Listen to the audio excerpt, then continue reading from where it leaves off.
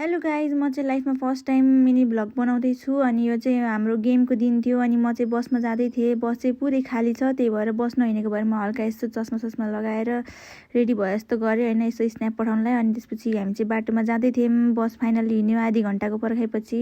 अनि यो चाहिँ हाम्रो होराइजन स्कुल आइपुग्यो। अनि म अलिक छिटो बोल्छु र तर पनि छिटो सुन्नु होला। अनि हामी बासटारी पुग्यौँ। बासटारी पुगेर अरू प्लेयरहरूलाई कुर्दै थियौँ। अनि यत्तिकैमा हाम्रो निशा दिदी आउनुभयो। निशा दिदीले चाहिँ ओहो म हजुरको ठुलो फ्यान, म हजुरलाई नमस्ते गरेर मात्रै पुग्दैन, एकचोटि ढोक्छु भन्नुभयो, ढोक्नुभयो। त्यसपछि हामी चाहिँ ग्राउन्डमा पुगेपछि यसो वार्मअपहरू गर्दै थियौँ। त्यसपछि हाम्रो गेम स्टार्ट हुन्छ। अनि यत्तिकैमा हाम्रो अपोनेन्ट टिमको क्याप्टेनले बलिङ गर्नुभयो। उहाँले नो बल फाल्नुभयो। त्यसपछि उहाँले भयो म गर्दैन बलिङ भनेर जानुभयो। अनि हाम्रो गेम चाहिँ दुईवटा टिममा थियो। यो पाल्पाको एउटा टिम भैरव र टिम भगवती, म चाहिँ टिम भैरवमा थिएँ। अनि हामी जित्यौँ। यो जितेपछिको मोमेन्ट हो। म चाहिँ एकदम एक्लै ग्राउन्डमा एकदम यो पारामा दिएर हिँडिरहेको छु होइन।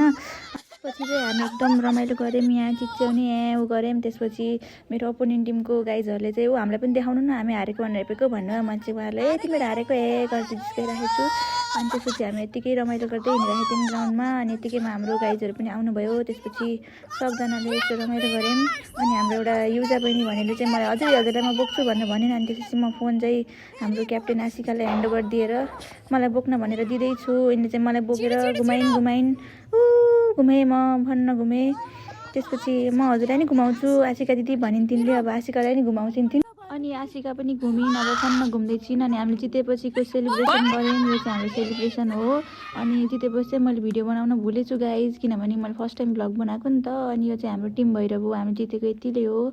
अनि अब नेक्स्ट टाइम बनाउँदा चाहिँ अलि राम्रो बनाउँला होइन। अनि अब नेक्स्ट टाइम टिममा राखेछ भने फेरि भेटौँला। By guys.